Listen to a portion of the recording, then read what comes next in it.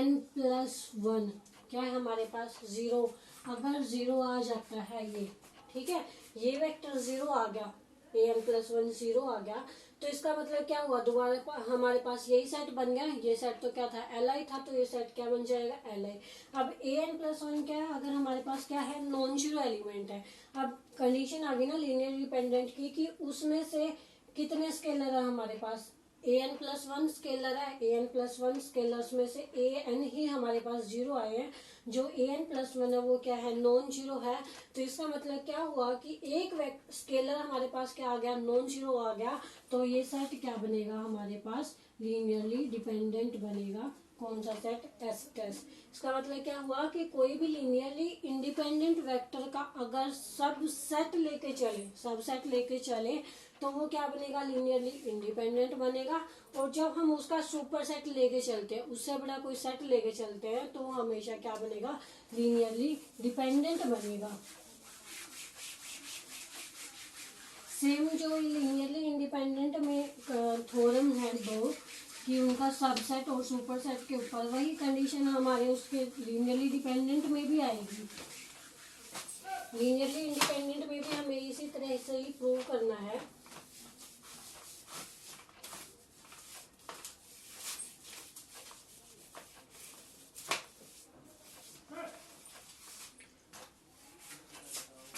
Theorem है linearly independent के ऊपर कि subset of linearly dependent set में बी Li लीनियरली इंडिपेंडेंट हो सकता है और LD भी हो सकता है। लीनियरली डिपेंडेंट भी हो सकता है या इंडिपेंडेंट भी हो सकता है। अब हमें दिया हुआ क्या है, लीनियरली डिपेंडेंट का सेट दिया हुआ है। अब मान के चलते हैं कि कोई भी सेट है हमारे पास जिसके अंदर वेक्टर है v1 v2 vn वेक्टर है हमारे पास, ठीक है।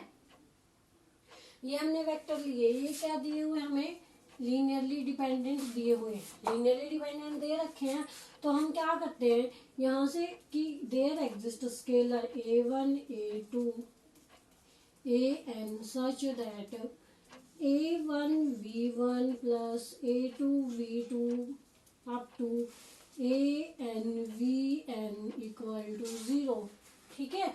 कि इस तरह से एग्जिस्ट करते हैं कि a1 a2 an equal to 0 है। और एंड कंडीशन क्या है कि a1 a2 an क्या है, नॉट ऑल 0। जरूरी नहीं है कि कोई सा भी 0 नहीं हो सकता है। मान लो कि a1 क्या हमारे पास नॉन जीरो है, बाकी 0 हो सकता है, कोई दिक्कत नहीं है। a2 0 है और कोई 0 नहीं है। तो इस तरह से हो सकता है कि जरूरी नहीं है कि सारे के सारे ही हमारे पास क्या हो, नॉन जीरो। कोई 0 भी हो सकता है, नॉन जीरो भी हो सकता है। मेन कंडीशन है कि इन सारों में से एक टाइम पे सारे के सारे 0 नहीं होने चाहिए, तो वो क्या है, लीनियरली डिपेंडेंट है। अब हमें क्या करना है, इसका सबसेट लेके चलना है ना। तो इसका सबसेट मान लिया हमने S डैश लिया। सबसेट क्या होगा कि n से छोटे एलिमेंट हो गए। हमने मान लिया कि v1 v2 vr तक के एलिमेंट हमने क्या लिए, r क्या हमारा less than equal to n है, ठीक है। S डैश के अंदर vr तक के एलिमेंट लिए, इससे कम एलिमेंट लिए हैं, n से कम लिए हैं। इसको चेक करना है कि लीनियरली इंडिपेंडेंट है या डिपेंडेंट है। अब मान के चलते हैं कि यहाँ पे भी क्या होगा, इनका linear combination a1 v1 a2 v2 ar vr equal to 0। अब यहाँ पे क्या था कि a1 a2 an, ठीक है, यहाँ कहीं ar भी आएगा, ठीक है। an नॉट ऑल 0, जरूरी नहीं है कि सारे के सारे 0 है, कोई भी 0 हो सकता है, कोई भी नॉन 0 हो सकता है। तो यहाँ पे कंडीशन क्या है कि a1 a2 ar, इसके बारे में क्या कह सकते हैं। अब क्या है कि मान के चलो कि क्या पता a1 a2 ar इन तक के एलिमेंट क्या हो, हमारे पास 0 हो, ठीक है। उससे आगे वाले क्या हो, नॉन जीरो हो, तब भी तो क्या बनेगा हमारे पास, ये सेट लीनियरली डिपेंडेंट बनेगा। वैसे ही सेम कंडीशन कि मान के चलते हैं कि ar से पीछे वाले जितने भी एलिमेंट है वो सारे क्या बन रहे हैं, 0 बन रहे हैं, और आगे वाले क्या बन रहे हैं हमारे पास, नॉन जीरो बन रहे हैं। तो ये दो कंडीशन होगी कि मान के चलते हैं कि यहाँ पे a1 a2 ar क्या है ये ऑल 0, ये भी हो सकते हैं, कंडीशन है ये, ठीक है, कि मे बी, ये कंडीशन है कि ये 0 भी हो सकते हैं और A1 A2 AR क्या है हमारे पास, नॉट ऑल 0, दोनों कंडीशन हो सकती है, ये 0 भी हो सकते हैं और नहीं भी हो सकते। इसका मतलब क्या है कि हम कन्फर्मली ये नहीं कह सकते कि लीनियरली डिपेंडेंट अगर हमारे पास कोई सेट है तो उसका जो सब सेट होगा वो लीनियरली डिपेंडेंट बनेगा या इंडिपेंडेंट बनेगा। यहाँ से क्या बन जाता है सेट हमारा लीनियरली इंडिपेंडेंट, और यहाँ से क्या बन जाता है लीनियरली डिपेंडेंट। ये तो हमें चेक करना पड़ेगा, बस हम इतना कह सकते हैं कन्फर्मली कि ये डायरेक्ट हम बता नहीं सकते कि लीनियरली डिपेंडेंट का अगर सेट है तो हम डायरेक्ट देख के आंसर नहीं लगा सकते कि उसका जो सब सेट है वो क्या बनेगा, लीनियरली डिपेंडेंट, वो हमें चेक करना पड़ेगा, ठीक है। और सेकंड है कि आगे जैसे थ्योरम है इसी की ही, ये तो क्या थी, सबसेट की थी, सबसेट के बारे में तो हम कुछ कह नहीं सकते। अब हम बात करें अगर उसके सुपर सेट की, ये सुपर सेट, ठीक है, सुपर सेट है लीनियरली डिपेंडेंट वेक्टर्स का, तो वो क्या बनेगा, इज लीनियरली डिपेंडेंट बनेगा। जैसे कि कोई सेट लिया हमने V1 V2 VR तक के एलिमेंट का सेट लिया, तो A1 V1 A2 V2 AR VR equal to 0 है, तो लीनियरली डिपेंडेंट है, ये इज लीनियरली डिपेंडेंट, ये दिया हुआ है हमें। तो लीनियरली डिपेंडेंट की डेफिनेशन क्या कहती है कि ये सारे के सारे स्केलर क्या होंगे हमारे पास, नॉट ऑल 0, ये कंडीशन थी इसकी, ठीक है। अब हमें क्या लेना है, इसका सुपर सेट लेना ना, सुपर सेट लेके चलते हैं। मान लिया कि एस डैश हमने कोई सुपर सेट लिया V1 V2 VR, इतने एलिमेंट तो आने ही चाहिए इसके, उसके बाद उसका कुछ भी एक्स्ट्रा ले सकते हैं हम, VN तक के एलिमेंट लिए हमने, ठीक है। अब इसको चेक करना है कि लीनियरली डिपेंडेंट है या इंडिपेंडेंट। तो यहाँ से स्केलर्स होंगे इसके A1 A2 AR AN such that A1 V1 A2 V2 AR VR AN VN equal to 0। अब ऊपर क्या कंडीशन थी कि A1 A2 AR not all 0, इनकी तो कंडीशन है कि A1 A2 AR तक का तो हमें पता है कि ये क्या है, नॉट ऑल 0, इनकी तो हमें कंफर्मेशन है कि ये 0 नहीं है। उसके बाद हमारे पास एलिमेंट बचे AR+1 AN तक के एलिमेंट बचे। अब अगर ये 0 हो भी जाते हैं, मान लिया कि ये क्या है, ऑल आर 0, ठीक है, ये एलिमेंट क्या है, 0 है, ये क्या है, नॉन 0 है, ठीक है, तब भी हमारे पास क्या बनेगा, लीनियरली डिपेंडेंट बनेगा।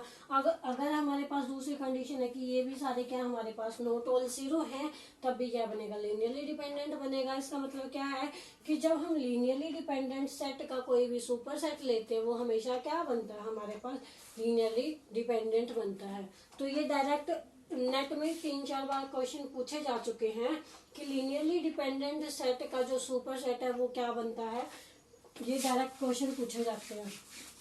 वो हमेशा क्या बनेगा, लीनियरली डिपेंडेंट ही बनेगा सुपर सेट। और लीनियरली इंडिपेंडेंट में जो उसका सेट होता है, सब सेट होता है, वो हमेशा क्या बनता है हमारे पास, लीनियरली इंडिपेंडेंट बनता है।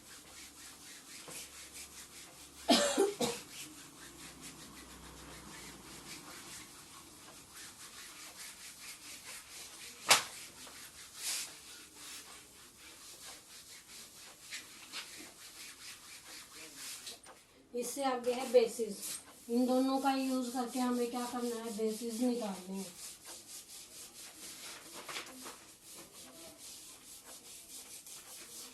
जो मेन टॉपिक था बेसिस, बेसिस क्या होता है कि मान के चलते हैं कि V belong to VF be a vector of vector space,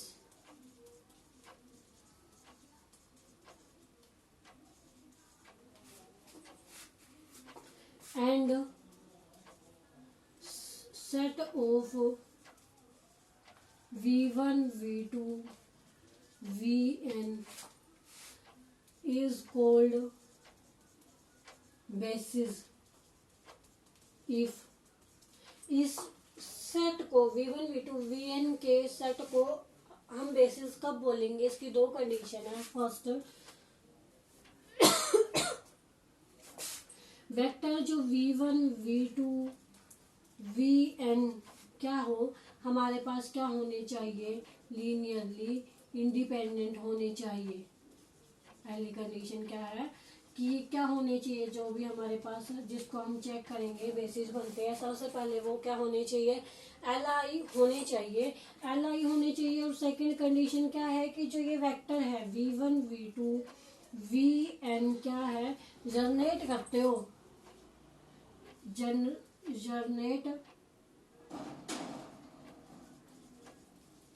the vector space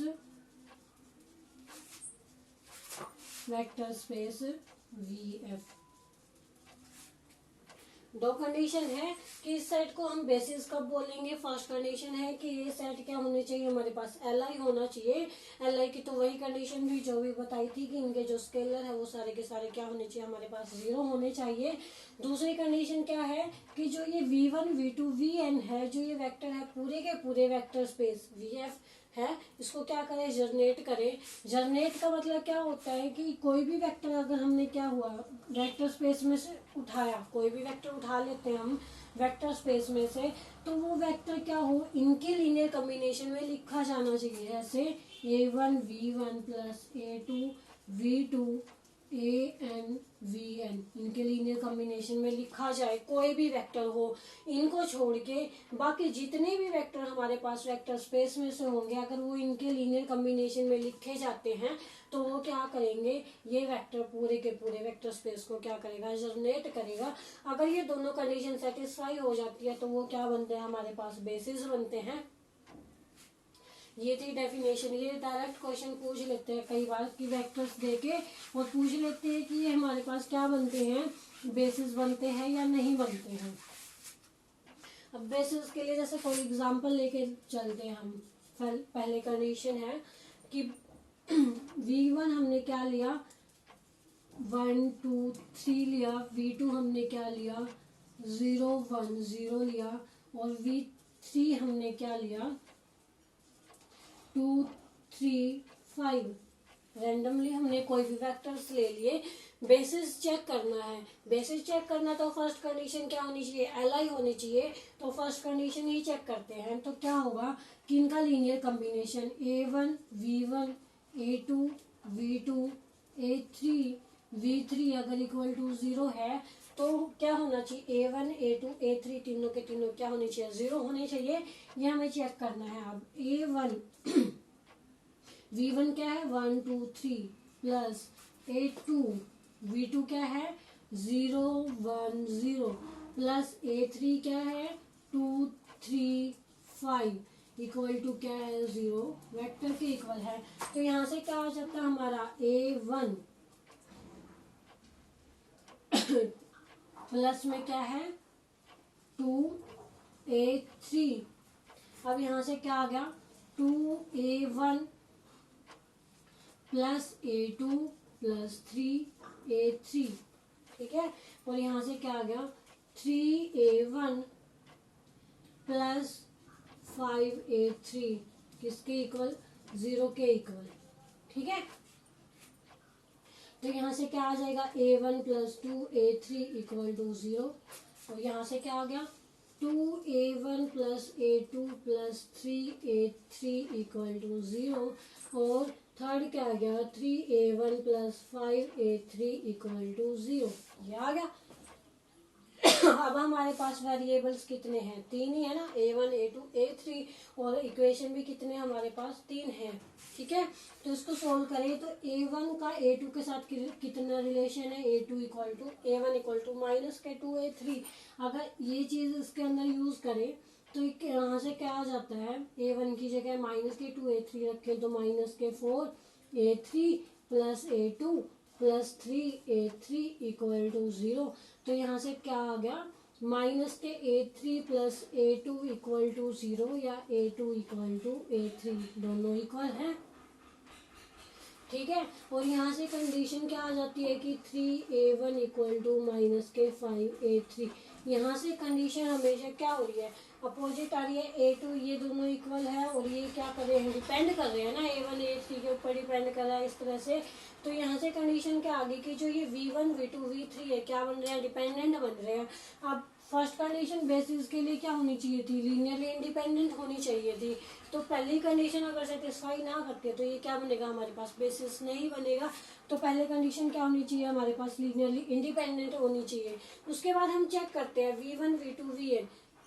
इसके लिए हमें क्या करना पड़ेगा कि कोई भी वेक्टर इन जनरली हम उठा लेते हैं, वो क्या करना है, बस इनके लीनियर कॉम्बिनेशन में शो करना है। तो ये क्या आ जाते हैं, यहाँ से बेसिस आ जाते हैं। ठीक है, तो बेसिस के ऊपर क्वेश्चन हमारे बहुत सारे बनते हैं। बेसिस चेक करने आ जाते हैं, बेसिस के ऊपर बेसिस का यूज करके आगे डायमेंशन निकालनी होती है। डायमेंशन है इससे आगे वाला टॉपिक।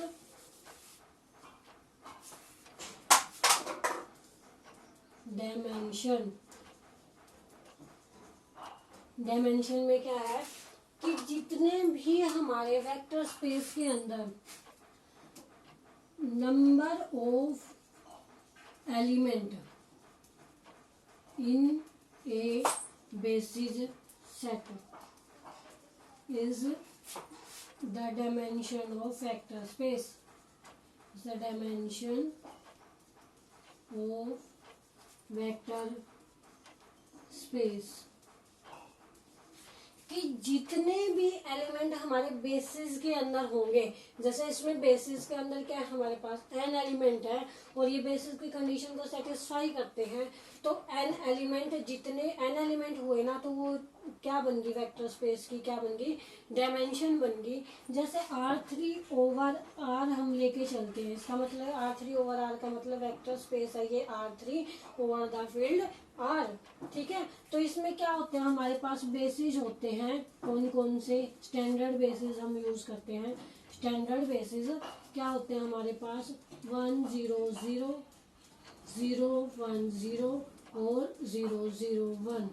ठीक है, ये तीन ही बेसिस होते हैं हमारे इसके R3 के, जो क्या करते हैं, पूरे के पूरे वेक्टर स्पेस को क्या करते हैं, जनरेट करते हैं। और तीन के क्या हमारे पास Li है। ठीक है, तो ये क्या हो गए, तीन ही वेक्टर हुए ना बेसिस के अंदर, तो इसकी डायमेंशन कितनी आ गई, dimension of R3 over R कितनी आ गई, कितने हैं ये, तीन वेक्टर है ना हमारे बेसिस में, तो क्या आ गई, डायमेंशन 3 आ गई। तो ये बहुत बार क्वेश्चन पूछ लेते हैं कि वेक्टर ये R3 ओवर R की डायमेंशन कितनी है, 3, या R2 ओवर R की अगर हम निकाल ले तो क्या आएगी, 2 आएगी। इसमें तो डायरेक्ट भी पता चल जाता है, जैसे वैसे तो चेक करने का भी सही है कि स्टैंडर्ड बेसिस होते हैं हमारे पास 1 0 0 0 1 0 0 0 1। और R2 ओवर R में अगर हम स्टैंडर्ड बेसिस देखें तो वो क्या होंगे, 1 0 और 0 1, यही होंगे बस। तो दो Li वेक्टर हैं, दो ही है बेसिस के एलिमेंट, तो क्या बनेगी इसकी डायमेंशन हमारे पास 2 बनेगी। ऐसे हमें चेक करना है कि सबसे अगर हमें किसी भी वेक्टर स्पेस की डायमेंशन पूछे तो वो चेक करना कैसे, हमें पहले बेसिस का पता होना चाहिए कि उसके बेसिस कितने हैं। और बेसिस के लिए हमें क्या कंडीशन चेक करनी है कि Li चेक करना है और वो देखना है कि वो पूरे के पूरे वेक्टर स्पेस को जनरेट कर रहा है या नहीं कर रहा है। अगर ये दोनों कंडीशन सेटिस्फाई करते हैं तो उनके अंदर जितने भी एलिमेंट हैं वो सारे के सारे किसके अंदर जाएंगे, डायमेंशन के अंदर जाएंगे। तो आज का हमारा टॉपिक था बेसिस एंड डायमेंशन। अगर कोई प्रॉब्लम हो तो पूछ लेना। Thank you students.